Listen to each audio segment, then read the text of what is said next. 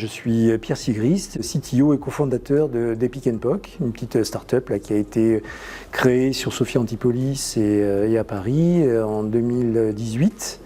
On aide nos clients qui sont des constructeurs automobiles et puis des fournisseurs de rang 1 à travailler sur le cockpit intelligent de demain pour que les véhicules soient des véhicules beaucoup plus pensés pour de l'autopartage et non plus centrés sur l'utilisateur qui est le conducteur.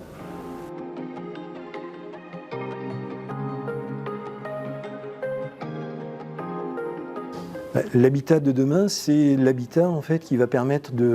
d'accompagner une personne de son plus jeune âge à sa seniorité, et qui va permettre en fait d'être bienveillant, qui va savoir en fait s'occuper des contraintes qui sont liées en fait à cette occupation et à cette seniorité. L'habitat de demain, en fait, il doit servir un petit peu comme dans l'approche de la mobilité, il doit servir d'espace de partage au sein d'une même famille, de permettre en fait à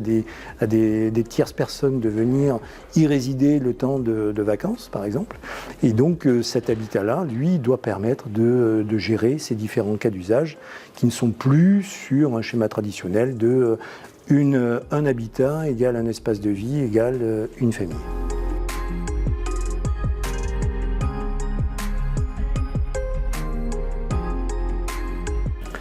La chaire UX, en fait, elle apporte aux citoyens une vision de ce que peut être le monde de demain si on va dans une direction qui est une direction bienveillante. Il faut que tout ce savoir, cette technologie soit utilisée en fait pour le bien du citoyen et pas pour se servir du citoyen comme étant un outil de faire du profit. Et donc pour la partie industrielle, la chaire en fait doit permettre de mettre en place cette interaction qui est nécessaire entre les industriels et le monde de la recherche, parce que en fait l'un doit se nourrir de l'autre de manière vertueuse. Et encore une fois, comme je vous l'ai expliqué, pour nous c'est une liaison qui est très très naturelle de par notre ancrage dans l'écosystème local.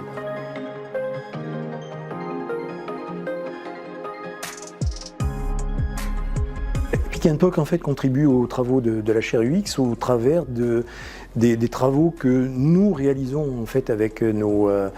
clients et nos partenaires. Nous avons mis au point une méthodologie, un outil qui permet de faire du prototypage rapide d'expériences, c'est-à-dire de pouvoir crash-tester des idées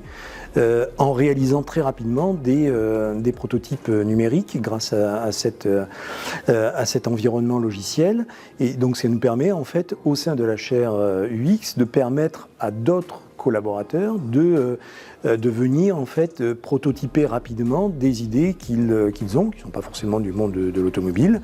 et d'améliorer cet outil au travers des retours utilisateurs que nous pouvons capturer. Par exemple, vous êtes dans une maison donc intelligente, vous allez avoir besoin de gérer de l'énergie. Typiquement, le fabricant du matériel qui va vous permettre de monitorer, de surveiller et d'optimiser votre énergie va pouvoir prototyper son produit pour pouvoir autocoder un certain nombre d'interfaces utilisateurs qui, au final, vous seront rétribuées et auront été validées en avance par un panel d'utilisateurs qui auront testé, qui ont validé les idées de ce fabricant pour que vous puissiez bénéficier d'une expérience, d'un retour utilisateur et que cette interface-là ne soit pas découverte au dernier moment par des utilisateurs et qu'elle ne soit pas adaptée en fait à vos besoins.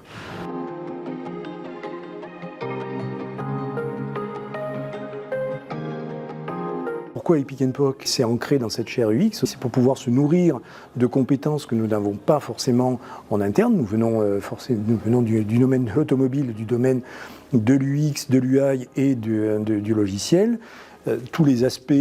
humains, des aspects de santé, et puis il y a un terrain de jeu qui est formidable, qui est le Smart Home de l'IMRED, nous permettent en fait de venir jouer et de venir nous nourrir sur d'autres thématiques auxquelles nous sommes habituellement confrontés dans le monde de l'automobile.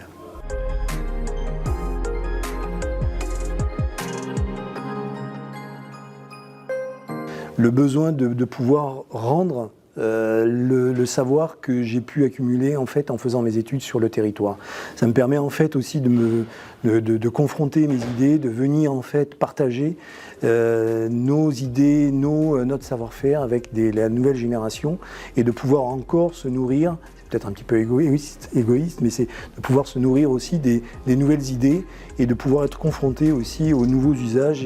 et à la nouvelle façon de penser la mobilité, l'habitat de demain et la smart city.